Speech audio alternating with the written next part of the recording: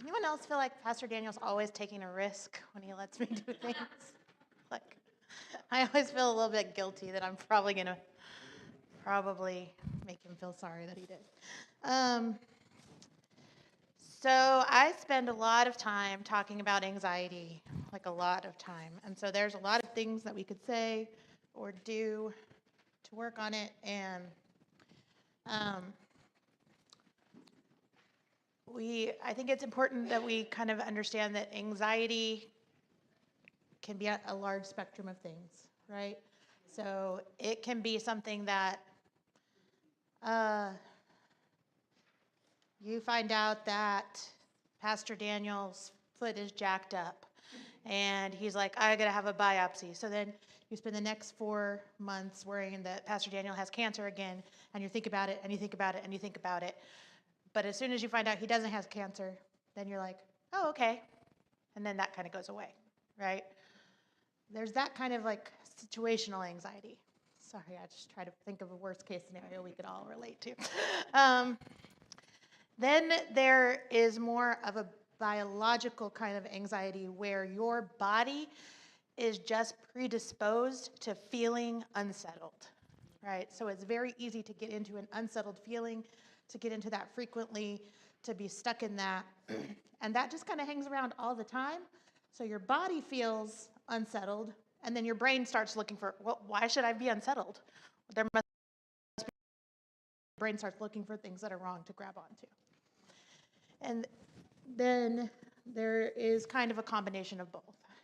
Most anxiety, sometimes you hear like, oh, it's a chemical imbalance, it's something that, it's genetic, that's all a little bit true.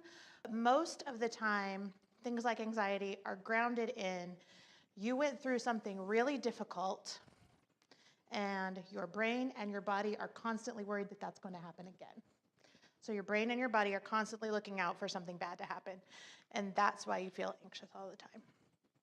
So, yes.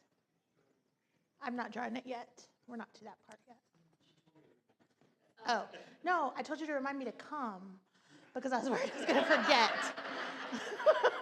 And that's like a true thing I was anxious about because I forget things sometimes like that, right? So I was like, I can be thinking one day, oh, I have church tonight, and think I'm going to go home and watch TV, and completely, like, all of a sudden I'll be home watching TV, and people are like, why aren't you at church? Oh, yeah, forgot. So,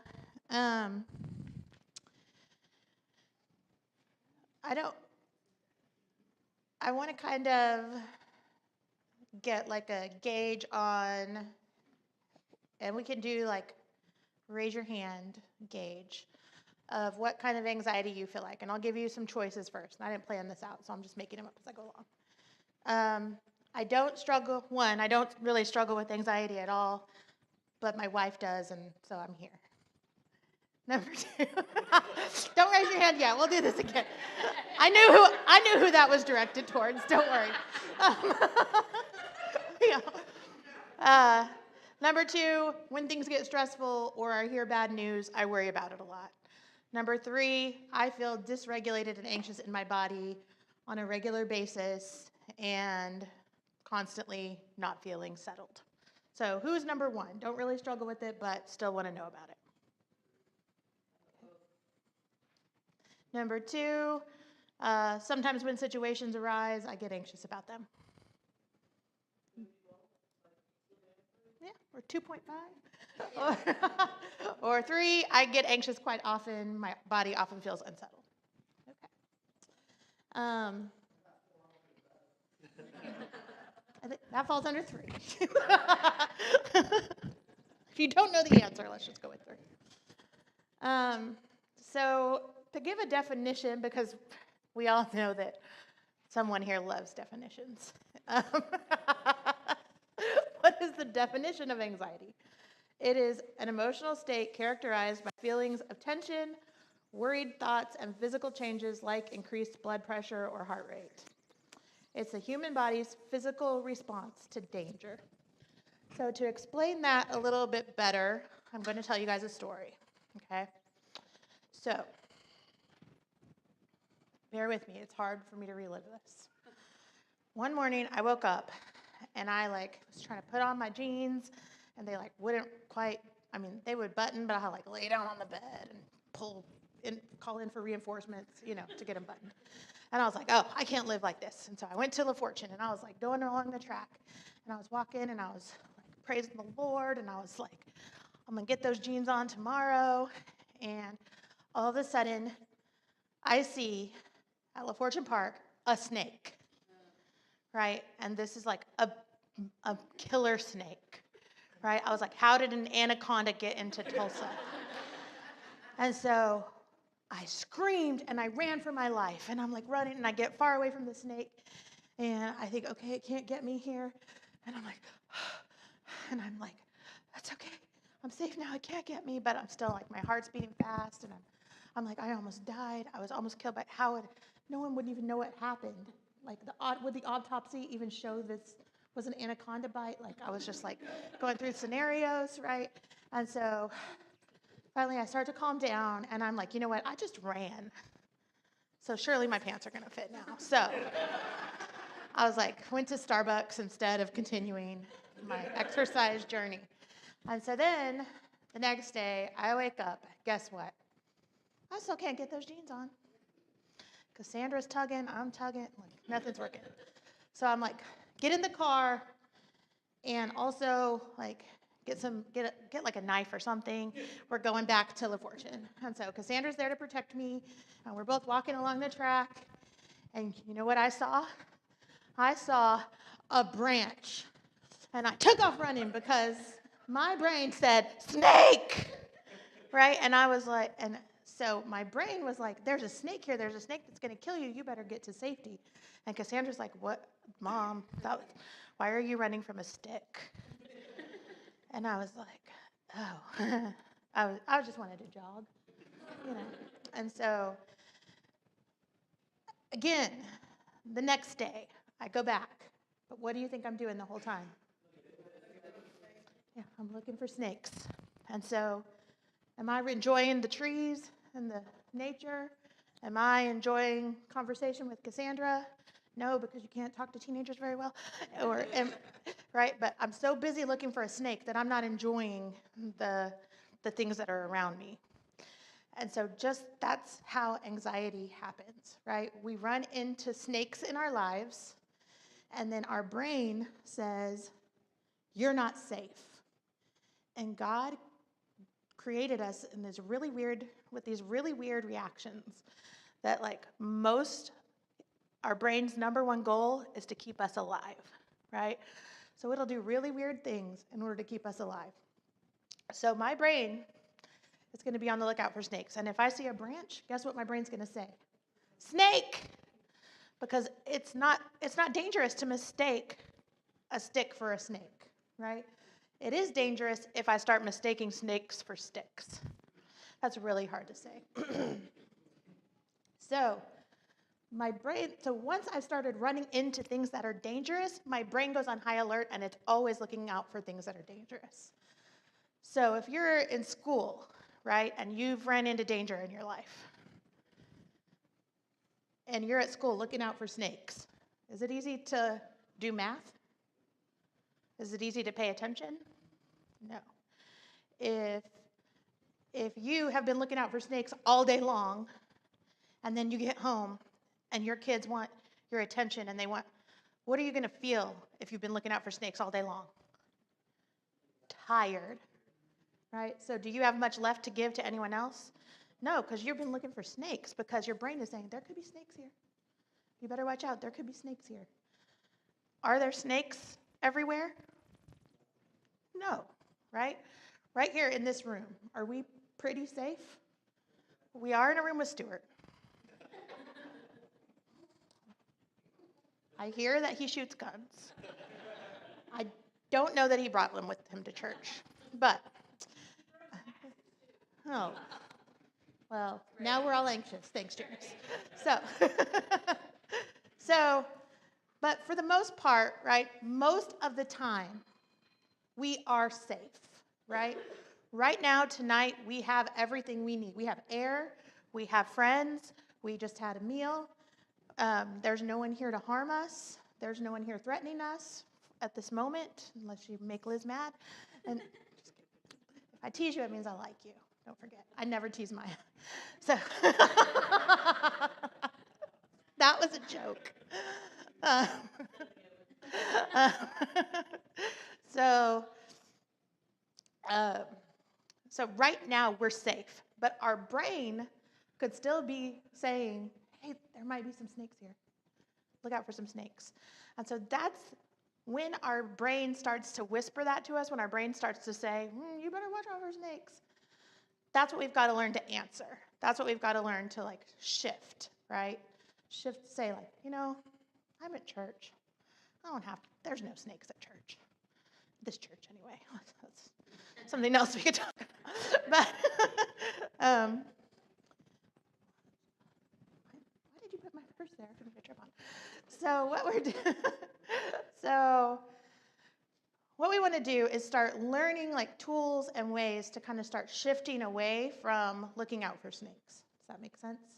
And so there's 3 ways that we usually experience anxiety.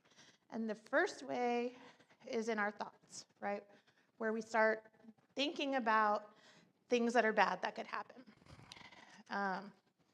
And a lot of times we can get into a cycle of thoughts where we're thinking over and over, what could happen? What could go wrong? What could go wrong? What's going to go wrong next? What if, what if the water never comes back on at church? What if Matt takes over and turns it off every Wednesday? So there could be, so we start getting into like kind of a loop of anxiety. So it can start to affect us in our thoughts, and it can affect us in our body, and it can affect us in how we feel. And so we can also interrupt it in any of these 3 places. So tonight we're going to work on interrupting anxiety with our thoughts. So we can get stuck in this loop, right? So it can be first a thought, and then that thought leads to a feeling in your body.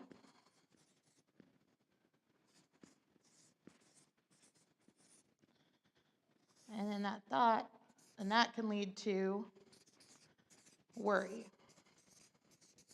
which is a feeling, right? So we want to be able, we get stuck in this cycle, right? And so the goal, the things we're working on are interrupting this cycle. And we can interrupt it in any of those places. If we can calm our body down when we're feeling anxious. So ways, how do you guys feel anxiety in your bodies usually? Tingling. Mm-hmm. I get tight shoulders. Might feel it in your chest. Mm-hmm. Your heart rate. Could have trouble concentrating, like focusing your mind. Eye twitch, yeah. Mm-hmm. I get that sometimes. So when we start in any of these places, right, we have a thought. So the thought might be, what if I said something stupid at church tonight and people don't like me now? Right? And then we start thinking like, when Summer looked at me like that, what was she thinking? I think she hates me. Right? And we can start getting those thoughts going.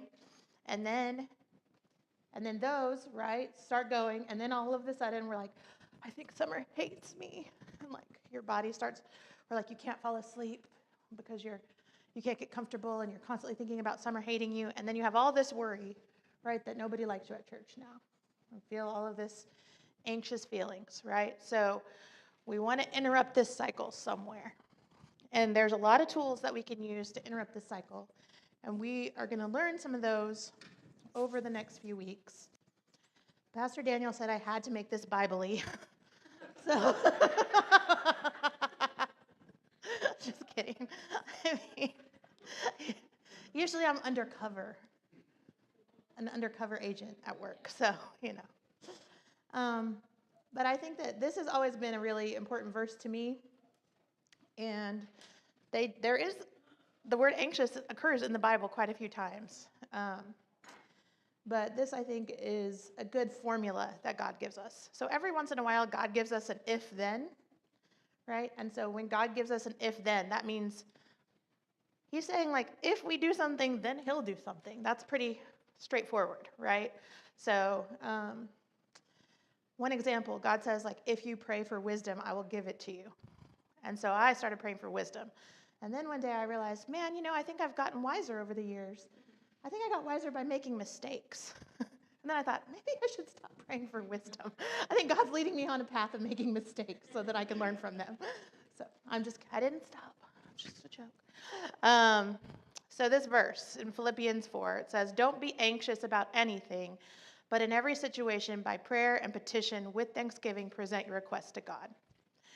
So can you help but be anxious? Right? So I think that one thing about this verse to like really notice is it says, do not be anxious. So I don't want you to feel like you're failing if you do feel anxious, because you're not doing anything on purpose. Your body is having a reaction that you cannot help, right? You can learn tools to work on it. You can reduce it. And so I think what he's saying here is, I don't want you to be anxious, right? God doesn't want us to live in a state of anxiety all the time. And so he's saying, you don't have to, right? There are things that you can do to not feel so anxious. He says, with prayer and petition and with thanksgiving, present your requests to God. So that means we take our anxiety to him, right?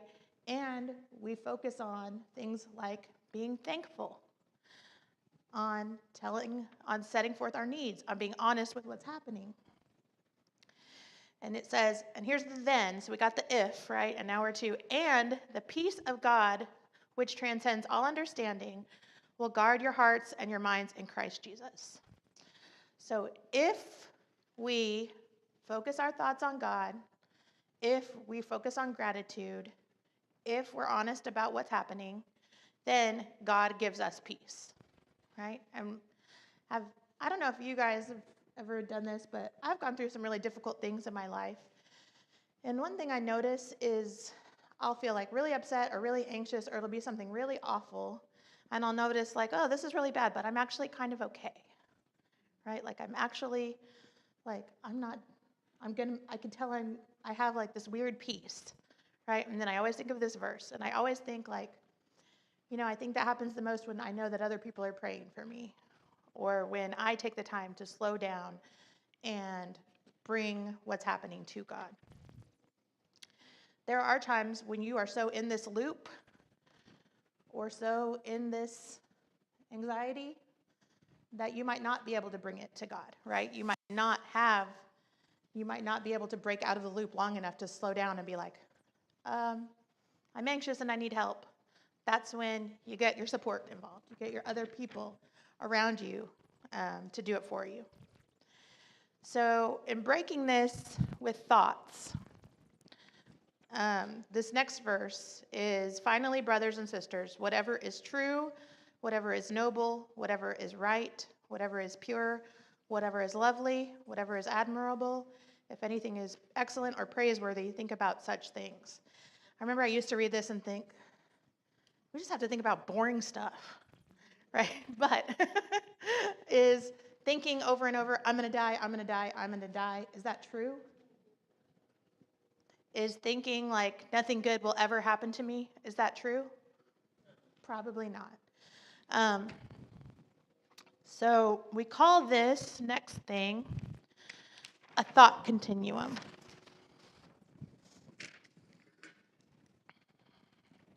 So this is a way to help get your thoughts in line with what the Bible says, okay?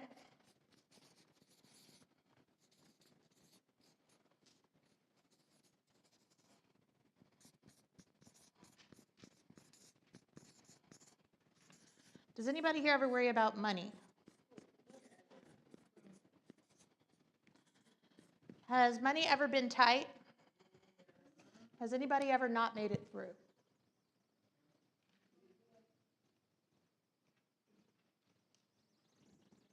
We're all here, right? We're all still alive. We've always made it through, right? So when we think there's not enough money, I'm not going to make it through. Do we know for sure? Is that true? We don't know. We might not, right? Things could go wrong. We might starve, we might die. Do we know for sure that that's not true? We don't know, right? We really can't answer this for sure, right? Like for a fact, we can't answer this. But is it helpful to think, I'm not going to make it, I'm going to die? Or is that not helpful? So that thought is over here, right? So what we want to do is we want to move our thoughts always to this side. So if we don't know if it's true, we want to make sure that it's helpful. So what would be, I don't have enough money, I'm afraid I'm going to die. What would be a more helpful thought? What did we just say earlier about we've always made it through before, right? God's always provided before. I'm pretty sure I could trust he's going to provide again. If we think Pastor Daniel's foot's jacked up, and who gets weird stuff on their feet like that? No one except him, right? So, I mean, that kind of makes you cool, I guess. So if we think like, oh great, Pastor Daniel has cancer again. Do we know for sure yet? I mean, we might know for sure. I don't know. I think we know he doesn't. But before, when first did we know? True or not true? We didn't know for sure. Is it helpful to just assume he has cancer? No, that's not helpful. So we can assume, right? He just got it checked out last year. He was fine. He'll probably be fine again, right? You know, my mom has cancer, right? So if I think my mom is going to die, that's true, right? Like, well, it is true. My mom has really bad cancer. So, but what can I answer this thought with? I've been through bad things before, and I've gotten through all of them, right? So I can still make sure that all of even if a bad thought is true, I can still make it helpful. Does that make sense? So, excuse me, I got a lot of phlegm. So if we want to break that anxiety loop on the thought level, some things we can do, start by like identifying how you feel, right? Notice like what's happening in your body. So has anybody ever had a panic attack where they worried they were dying, right? Those are scary, right? And so once you've had one or two, do you generally kind of have an idea of what's happening? Right? So you go to the hospital a few times. By the third time, you're like, oh, I think this is an anxiety attack, right? And so, so starting to notice like, oh, I think I'm starting to get anxious. That's where you want to head it off, right? Before you're having signs of a heart attack, you want to notice like, oh, I think I'm starting to get anxious. Identify it, and then notice what your body is doing, and then say like, you know what? I'm just anxious. I'm not dying. I'm just prone to anxiety because I've been through a lot of stuff, right? And then sometimes I even like to make fun of it, right? So, you know, I tell this to my clients, and I'm like, I'm either going to give you a way worse mental health disorder, you know, like give you like multiple personalities, or I'm going to help you here. So I'm like, oh, there's anxious Annie, you know, talking to me again, telling me that things aren't going to be okay. And I'm like, shut up, Annie, you know, or things like that. So, you know, I start to like laugh at myself. You know, I start to like tell my friends like, oh, anxious Annie is bothering me again, or something like that. So a really good way to start interrupting it in your thoughts is to talk to someone else and tell them that you're anxious. Now, I know Ashley gets pretty anxious, right? And if I get pretty anxious, guess who I might not want to go talk to about my anxiety in that moment? I might not want to go to someone who's going to agree with me, right? So if I'm like, we all gonna die, and I go to Ashley and I say, Ashley, I think we're all gonna die. She's like, I think so too, right? So, you don't want to go to someone who's a co-ruminator, right? You don't want to get someone to agree with you. You want to go to someone who's going to tell you everything's okay. You're going to be okay. God has always provided for you. He's going to provide for you again. Like, you're not alone. We got your back. Things like that, right? So you want to be thoughtful about who you go to, but usually finding someone to talk to about it will help you snap you out of that cycle a little bit. Talking to yourself nicely, right? Having compassion for yourself, right? Like, when I get anxious now, I get anxious about my kids a lot, you know? And so when I start to worry about them, when I start to think, you know, I'm a terrible mother, I've failed, you know, that's not a nice way to talk to myself, right? Neither is, stupid Stacy, stop worrying about it. You're always worrying. That's not going to really help either, right? Instead, you know, like, you know what, Stacy? You've been through a lot with them, but you're doing the best you can, right? Telling yourself, like, you know what? Everything is going to be okay. You're just anxious. Telling yourself, man, this is really hard. No wonder you're so stressed out. You're going through a lot, right? Those of you that are still in school, right? It's really hard to be a teenager, right? And so, but this is just one part of your life. So telling yourself, like, I'm gonna get through this. It's not gonna be this hard forever. There's gonna be a better day, you know. I don't know, Cassandra used to get into girl fights at school all the time with Maya, and too bad she left.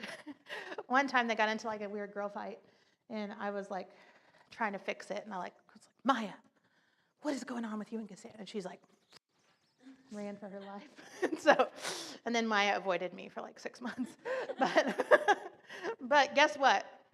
It took me and Maya 6 months to make up, but guess who was friends again in 3 days, right? So that would be a good opportunity to tell yourself, like, if you're in the middle of a girl fight or a friend fight, like, these always pass, right? Like, it'll be okay. Things are going to be fine. So then the last kind of tool that we're going to go over is starting to shift your thoughts. And so one way, there's a few strategies that I use to shift my thoughts. And one, I mean, it sounds like really cheesy and annoying, right? People are like, well, just be thankful, right? So that's like some kind of toxic positivity stuff that you'll hear about on TikTok. But there's a reason why things like gratitude journals are like recommended by people. Because when you think about what's right in your life, there's usually more that's right than is wrong, right? And so if you could start to think about what's right, it kind of puts that hard stuff in perspective, right? Like, you know, my daughter wears shorts that I think are too short, right? And she leaves the house, and I'm like, I'm supposed to be a feminist, but I don't think she should wear that, you know. and, you know, get really stressed out about it. But on the other hand, you know, but I'm also like, but, you know, she makes good grades. She mostly does the right thing. She's probably going to be okay, right? Like, think about, like, the things about her that are right, not just the things about her that are wrong. Helps put that stuff in perspective. So, you know, I have a client that I was working with today, and she was like, my boyfriend never buys me flowers. And I'm like, you and me both, girl. Right. But and so, you know, she was like, and I think about that all the time, and I just think about it and think about it and think about it. And she was like, but then I stop and I think, like, oh, you know what? He says really nice things to me. And he comes and he takes out the trash at my house. And she's like, and if I really put it in perspective, like, he does more good than bad. But it's so easy to get stuck on the one bad thing. Right? So if we work on, like, noticing the good and thinking about the good, right? That's part of that verse, right? Whatever is true, noble, right, pure. That's, if we think about what's right, not just what's bad, we could start to shift some of the anxiety to calm. Think about God's promises. So like I said, I really like to look for if-then things in the Bible. But also, there are things that you can remind yourself that God has said to you, right? And I was going to make us all like a little pack of anxiety cards, but I didn't have time, so maybe we'll do that next week. Like basically like note cards you can flip through when you're anxious. So I just wrote down like a handful of verses that I thought have been things that I've thought about when I'm anxious. Things like God's got you, right? God's not going to leave you. He's always with you. He says, if you come to me with your burdens, I will give you rest. To me, rest sounds like the opposite of anxiety, right? So those are just some verses that I thought might be nice things to like meditate on or to read over and over when you're feeling anxious. So if I'm sitting here thinking everything is bad, everything is awful, I'm going to die, right? I could think that over and over and over again. Or I can say, you know what, let me just look at this verse. Come to me, all of you who are weary and carry heavy burdens, and I will give you rest. Well, I'm definitely weary. I definitely feel overwhelmed with all of these burdens. God, I want to come to, and if I slow things down, that's part of the key to this, right? Anxiety is usually very fast, right? Anxiety is usually like, oh my gosh, everything is awful, I'm going to die, blah, blah, blah, blah, blah, right? So if we can slow things down with our thoughts and start to like take this slowly and start to think about it and slow it down and really take it slow, go through it and take it apart piece by piece and really think about like what that means, right? Your body will go, right? And that's the goal, is to get to that. And we'll do some things. We're going to work with the body next week. And we'll learn some other tricks to make our bodies just go. And, I don't know how I'm going to make that very Bible-y. But, I think the really cool thing is that, like, God created this nervous system in us that is so complex, right? That when we, when I see those big dogs that live across the street, right, my brain goes, danger, right? And so I'm very aware as I'm walking to the car where those dogs are, right? Like, I may not be staring at them, but I know where they are every second, right, that I'm walking. And, Jeff always talks to them, and I'm like, don't talk to them. We're invisible, right? and because my brain says, and they might be very nice dogs, I know the girl, can't remember her name, that lives over there, Hazel, she goes and talks to them and pets them, and I think, well, they know her, they probably won't kill her. But, right, like my brain says, that's danger, right? And if it didn't, and Henry was that dog, right? And I could just be like, and he could bite my arm off, right? But God created my brain to watch out for danger, to keep me alive, to keep me safe, because he doesn't want bad things to happen to me. He doesn't want me to suffer. He doesn't want me to be in pain. And so when I am in danger, my body alerts me. Now, the problem is some of us, because of where we live, because of who we grew up with, because of the people we've run into, because of snakes at La Fortune, right? We've ran into danger too many times.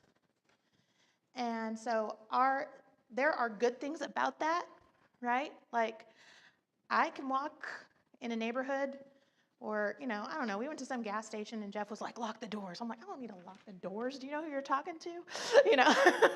Right? Like, and it's not that I'm like dumb about it, but like I have a strong sense like of where I'm at and when I'm safe and when I'm not safe, right? Like, and so I know when I need to lock the doors, right? And I know that just because I'm in North Tulsa doesn't mean I need to lock the doors, right? And so I know that sometimes at my house at 15th and Harvard, I definitely need to lock the doors at Quick Trip, right? So there are gifts to that, but also when our brain starts looking out for danger too much, that's just because we've ran into it too much. We're kind of used to it, right? So some of that is we start to looking for what makes us safe. We start making decisions that keep us in safety we start going to church where we got other safe people that have our backs, right? We start not hanging out with people who are going to bring unsafe things into our lives. We don't adopt kids, right? Just kidding. Right, Sheila? Yeah. We know the mistakes we've made. I'm just kidding. I'm just kidding. Just kidding.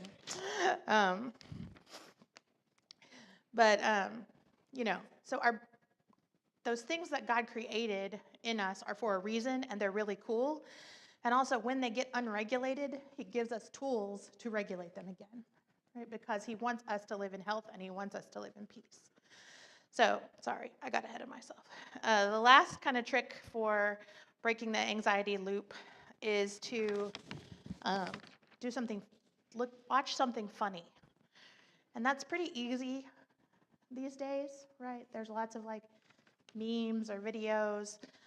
I usually type in cat and a cucumber, and there's funny videos, right? That's all you have to do. I don't know why are cats afraid of cucumbers. I don't know, but it's really funny. And so, type in baby laughing into YouTube, right? Those are usually the kind of things that your nervous system, your anxiety can't resist that, right? And so it's okay to take a break from that worry and do something to help yourself feel better. So some of this is caring enough about yourself to take steps to feel better, which can be one of the biggest hurdles. But, so we've got at least four things that you can do this week and a list of verses that you can meditate on. And so we'll try that this week, and the next week we'll start out by talking about what worked for people and what helped with the thoughts. Sound good?